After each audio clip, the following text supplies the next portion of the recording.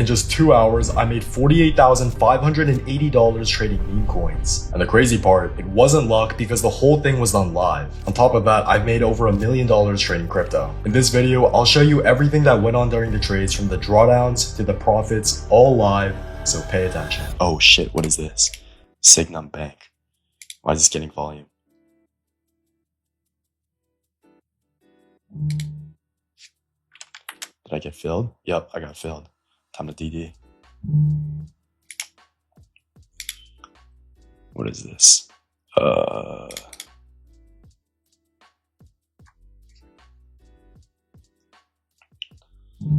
Don't see anything interesting. Alright, guess it's a gamble. But yeah. Oh, what is this? Oh shit. Never mind. I guess my gamble didn't. Yeah, that's why you don't always trade volume a lot of the time. This felt like gambling right there. Wait, what is Stardom though? Gake bought in 4 fresh wallets. Who's this 30% holder? Oh, it's the... Honestly, Stardom looks pretty good. Am I willing to top last though? So it's every post can have a token, and if people trade through the post, the creator earns 50% through fees. Looks like is the tech. I think I'm gonna gamble a little Stardom here. Apparently, it's pretty good. Oh shit.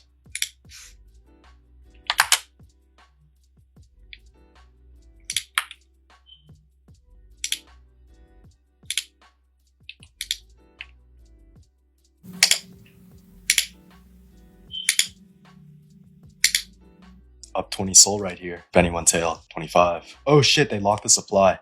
There we go. Nice. Just felt like initials. They locked 30%. Just want to get initials out. I'm gonna let it ride.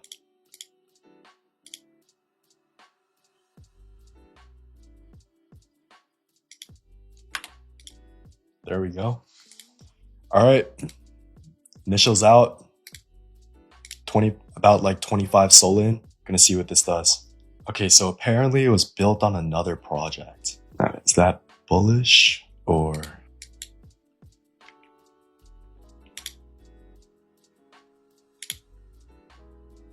There we go. Now we have initials out. No, dude, everything looks solid. Like, can't really see anything to FUD. The team locked 30%. It's built on another project, which I'm not really sure is bullish or bearish, but not necessarily bad. I mean, yeah, dude, solid coin. All I did, opened up the Twitter, looked at the GitHub, did due diligence, looked through their follower list, looked for the dev, looked for any connections.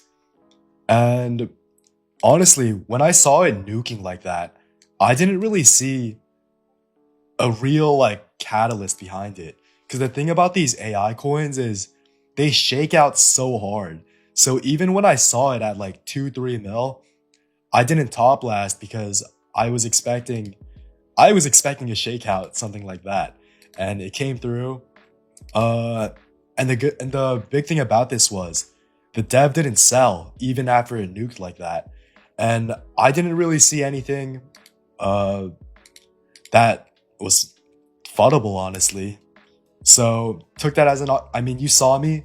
I bought around here, I think at like 1.5 mil. I took like over a 50% drawdown, and instead of panicking, I added more because I still believed in my thesis.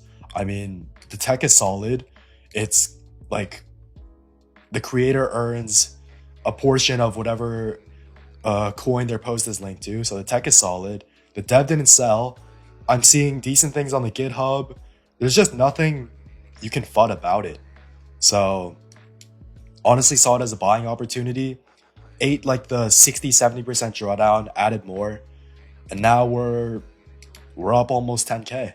So I mean, you guys all saw me do it live. So honestly, just TP on the way up. Don't really see too realistic of a price target on this. I think Q'd was a little similar to what's going on here, but if it does even like a portion of that, I mean, I'm gonna be pretty well off. So for the GitHub, just try to find a like real link towards them. And that's not even to see if it's like bullish or anything. It's to see if the project isn't even LARP. So I think that's something I should probably work on too, but just getting the basics down. I mean, nobody in the like, if I'm looking at all this like code in the middle, I don't know what the fuck I'm looking at. So main thing about this is honestly all noise. I just look at the stats, the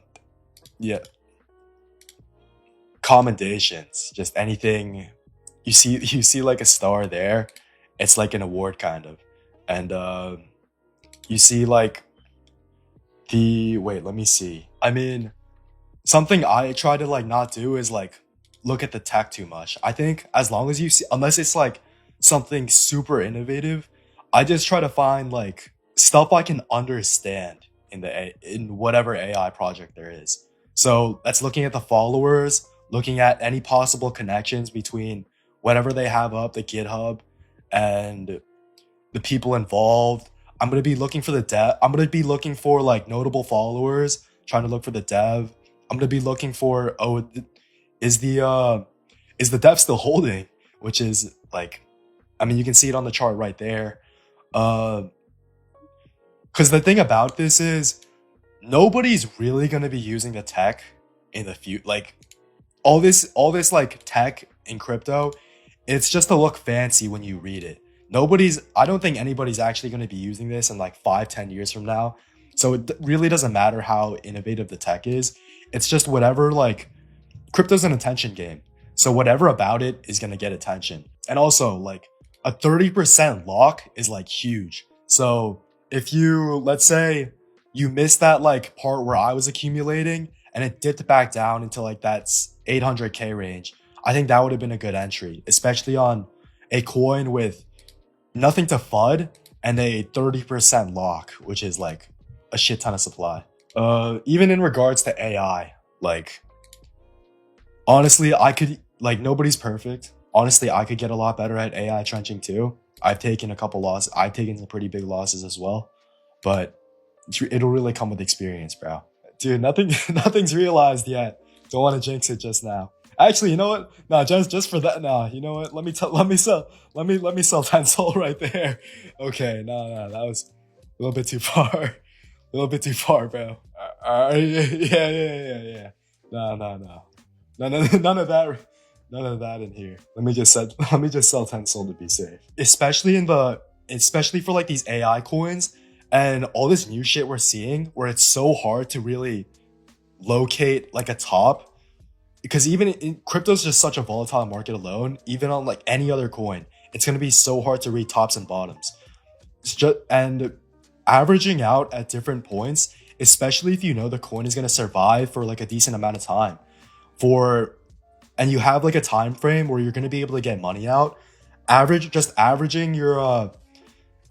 buys and averaging sells is the best way to enter and leave without having to be 100% right. So let's say, and it also comes down to how much conviction you have at the moment too. Let's say there's not, for this coin, for example, for Stardom, I didn't really see anything I could FUD about the coin. So I didn't sell, and I see a 30% lock. It's bullish, and I'm up a couple thousand. It's like not bad money. So I'm not going to sell my full stack there. I know this is something with longevity compared to whatever garbage is out there on chain right now. So that is my signal for knowing, oh, this is something I can actually average out on. And once you see that, I mean, especially for these projects where, like I said, you're not going to be swinging them for a quick like scalp, or you're not like riding the pump and then exiting when it dumps. It's going to build up over time. So when you see that window, buying in different portions, selling out in different portions, it's just a way to really help your entry and exit, I guess. Honestly, yapped a little bit for there. Yapped a little bit too much about just averaging, but that's the whole idea. It's just, you're gonna get better entries and you're gonna get better exits. Unless you have a play where you're fully convicted on and you realize, oh shit, this is a coin where I know it's gonna perform so much higher, like it has so many bullish catalysts, I can bag hold whatever I'm holding until I'm a super fat. And a good example of that was Trump, because it's the most popular man in the world launching a coin. And what's the biggest meme coin on the market out there? Pepe. It was sitting at like 7 billion when Trump dropped. And there's no way the most popular man in the world dropping a meme coin isn't gonna surpass the biggest meme coin there is on chain. So now you have a target. Oh, there's no way Trump doesn't clear out 7 billion. So that is a place where I can bag hold all the way if I know it's confirmed that Trump made this coin, which he did. So unless you have a situation like that, ideally you're going to be averaging in and averaging out on every single coin you're in. And it's why if I pull up almost every single chart I've traded, I have like hundreds of sells throughout the chart, and they're each like just small percentages of my bag. And it really just helps with your mind too. If you get really stressed while trading, I mean, no better feeling than security, right? Knowing that you have profits out and you still have a stake in the coin. So giga pumps, you're still in. Black Swan event happens, Dev just crashes out or something on Twitter. I mean, you secured profits, you're chilling. So that's the whole breakdown of why I'm a big believer in averaging in and averaging out. And honestly, something like this, I probably wouldn't have sold so early, but I just think we're still in the kind of highly rotational market that Trump left behind. So trying to be a little more protective of whatever I'm making. Stardom is at 7 mil right now.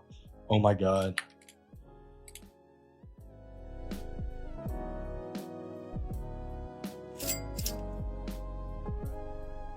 I actually caught this play live while streaming, and my group Fortune managed to make about $62,000 in total off the call. Tired about women's rights, and LeBron has done the same thing. He's been very outspoken against Trump through both terms that he's won, and I just think that to me, it's a little bit confusing because there was the part in the case that was saying how even out of the NFL, Kaepernick's jersey was one of the best selling. So like there is that like monetary incentive for Nike. So it just confuses me a little bit. I understand why, but like I don't think it needed to be like the face of like the anniversary big campaign. Like they could have run like a separate campaign if they really wanted to like be these big like activists. But I just think it was a little bit convenient. Okay, yeah, it felt convenient. I think your point about LeBron James and Williams are right. I think it'd be hard to argue that they're athletes of equal caliber with respect to even reputation, but also overall success. Yeah. No, I don't think it was what we said. I think also like Donald Trump is president, right? And like even like they keep saying that like they keep going against and I think even on YouTube, I think in the article that kind of like he is like entrepreneur and she is a Democrat. So I think it's just I personally think it was very, very well to make him the face and essentially like other consumers. Because I know like Nike, I feel like it is a universal brand. Like it is a brand that can appeal to everyone and age and anything. And so when you make a stance that is clearly like unique for a certain like political spectrum, I think you kind of lose that inclusivity, relatability to consumers. But I mean, it worked out in the end, so it's still hard for like my personal opinion. I'm not quite sure we made the right choice, but in the end, I think a lot of work off it. So again, it's hard for me to be like, oh, you made the wrong decision. That's weird. Yeah, but it was risky, right? And I think they were adding fuel to what Amy said in the hair. Essentially adding fuel to the fire that could have actually been, I think, in ways that they didn't need to. Oh, shit. I would agree with their decision to do their campaign. There's a lot of like clear risk associated with him and the potential for backlash. I think there's also like real value in the company like remaining true to its values and like putting that at the forefront and establishing long-lasting relationships with their consumers that ultimately I think has like a much more impactful impact on the brand than any like potential controversy that wasn't seen, since ultimately like it was successful. Yeah. Matthew. Yeah, I like what they did. Like Nike has a history of having signature athletes, but he wasn't in the league at this time, so I like their choice of kind of making him like a brand ambassador. I think that was really like along the line of what they do, but it wasn't exactly like making him a signature athlete. I think it was very risky because like I feel like even differing from like LeBron or Serena, he was like, there's a lot of comments where he said like the NFL was like slavery or something. So it's like very kind of, I don't want to say radical, but it's definitely, I mean, it's an abrasive comment. For example, I think when a huge part of your customer base, like I know you want to appeal to the new generation and whatnot, but like a huge part of your customer base, like where I live in like a nice, predominantly white area. Like everyone is wearing Nike, like moms are sending their kids to football games and Nike stuff. Like I don't know if you want to kind of give up or like that side of the thing. So like I guess not taking hindsight into account in that area, I personally wouldn't have chosen Colin Kaepernick just because I think that would be too risky, but then it worked out. So Yeah, I mean, I will say I think the comparison is radical, right? Yeah. Like, to say that, I don't think. yeah, especially like I think like everything he has, I guess, is like from his status, and it's like I don't know, it's a weird comment. I also see like where he's coming from, but I don't know. It's like, Yeah. No, I see it, and I think I definitely think it was risky. I agree with that. I also think there's like I think a number of people. There's a universality of Nike, right? Like it is everywhere. Like moms are putting their kids in it, are wearing it themselves. Like everyone sort of has probably a Nike product in some way. So there is a ton of risk engaging in this kind of choice and this kind of behavior. I do want to pivot a little bit to thinking. So first I'll take your comment, and then I want to pivot to thinking: who do we think gained more from this campaign? Is it Kaepernick or ولكن?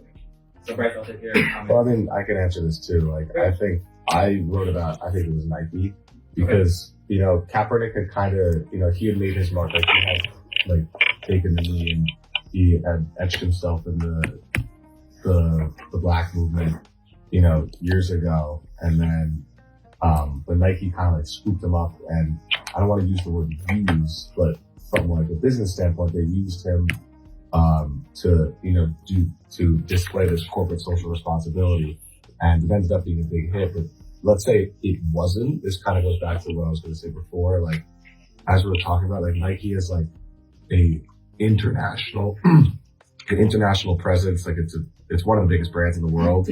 And if this had gone poorly for them, they would have been totally fine. Like, because it's Nike. Like right now, if anybody's keeping up with the Nike stock, like they've been getting slammed this year.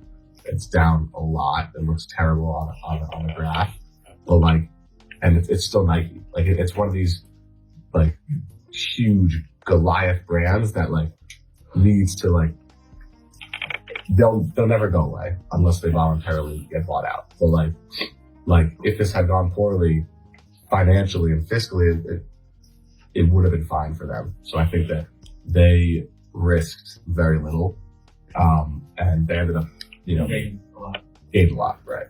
Yeah, I actually bought Nike stock after that, and it looked great.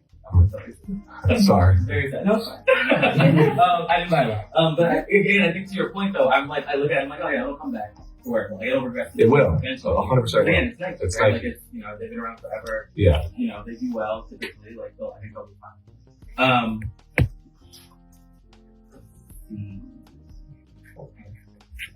I guess like I kind of disagree. I think like Nike kind of forced themselves into the spotlight with their choice. So I think a lot of this is related to kind of how this was consistent with their prior actions. So kind of how they talk about like too crazy and anybody can like kind of get involved in what they really want to kind of like exploit their brain, but like they exploit like basically like child labor and like sweatshop conditions and create products that are used to support this like vision that they have.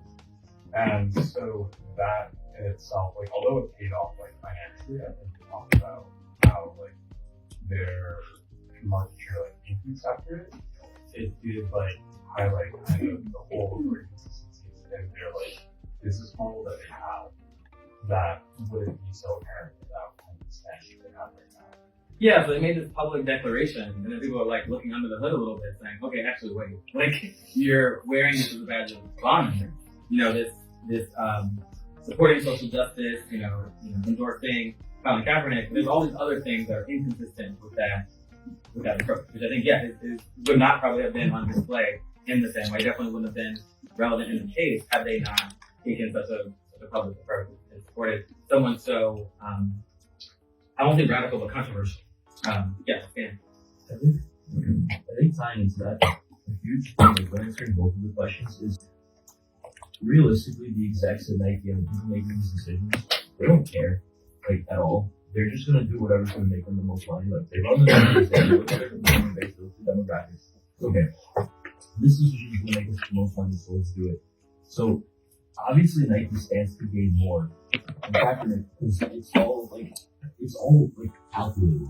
So that leaves the risk of these. Brain looks interesting. What is this? Oh my god, wait, holy shit. What's this brain thing? Either this is entry or it's wraps. I mean, doesn't look too good, but this is their only CA. No token has been released. One sec.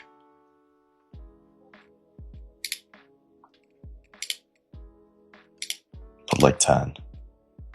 Doesn't look bad. I don't know if they farmed before, because apparently this is their only token. But doing research into it right now. It's a new economy. What is this? I can't see. I don't know if they farmed before, because literally the brain ad on Twitter alone is like $35,000 to buy. Oh, what the fuck? Brain came back? Holy shit. Almost back to break even. They accumulating? Or is this dead cat bounce? They're updating. Okay, wait. I think it's real. I mean, they're updating the Twitter. They have a website and everything. Yeah, it's moving, I guess. It's moving. Trying to look for more info on it though. Brain. It's just a new economy. They have a Git book. Well, time to sell my initials. Very soon. Alright. Sold my initials. It's 5K for the day so far. I just realized everything now. Sell a little more.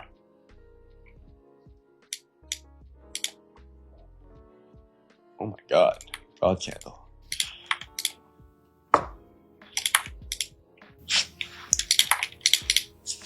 Oh my god, dude. Brain. 2 million. Who tailed? Who tailed? Who tailed?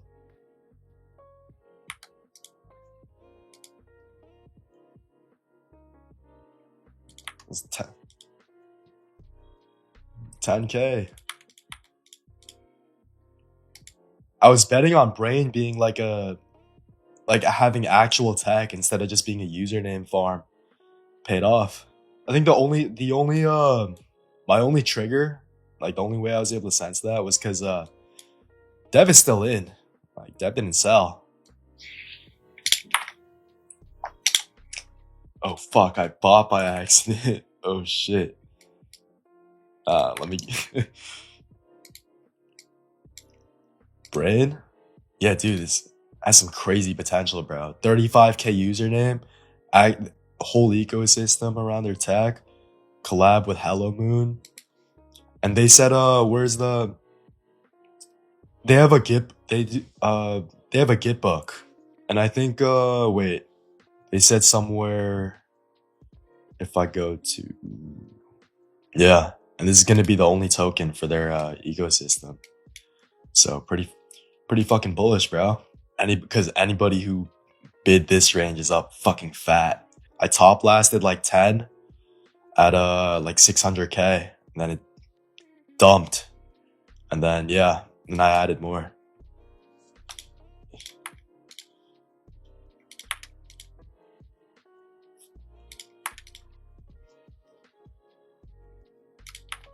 Hopefully, bro. Still have a decent amount in.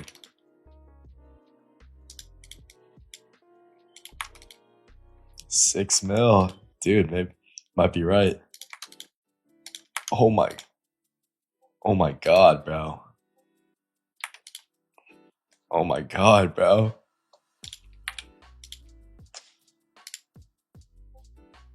I just been selling this entire time on the way up, using all these like KOL candles for sell liquidity. Yeah, I think I'm gonna just sell like 3 more SOL here. I'll just let Moon bag the rest. It just literally went from 50k to 8 mil in a single candle. Shit ton of KOLs and their copy traders in. Sell off needs to come eventually. Probably be a pretty big sell off, I'm not gonna lie, but I mean, everything else looks good though. I mean, dude, fucking Hello Moon's mutuals are insane. That's such a bullish collab. It's actually, I might buy back into this, I'm not gonna lie. I wasn't expecting me? No, I still have like a small amount in Moonbag. Yo, Jackson, are you bidding this retrace on Brain? 5 mil. Fuck, I want to bid so badly. Do I re-enter into a coin? I feel like if I wasn't in, I didn't profit. I feel like if I didn't profit off of this is where I'd start like DCAing and shit. But now, like, dude, it's like a matter of principle, bro. Did run from literally 50k to 8 mil on a single fucking candle. This is another play I nailed live on stream. Held strong through that 74% drawdown with my group, and we came out winning with about $101,000. If you like how I executed these trades, these are a small piece of what I'm dropping with my first class cohort, where me and other top traders are going to be looking for plays, breaking down narratives, and reviewing each other's trades. And if you want to work with me personally and trade with a tight group made up of other hungry people, click the top link in the description. And if you want a deeper dive with the strategies that I use for these trades, check out the breakdown of my $200,000 trade, where I explain exactly how I use them and how you can do it too.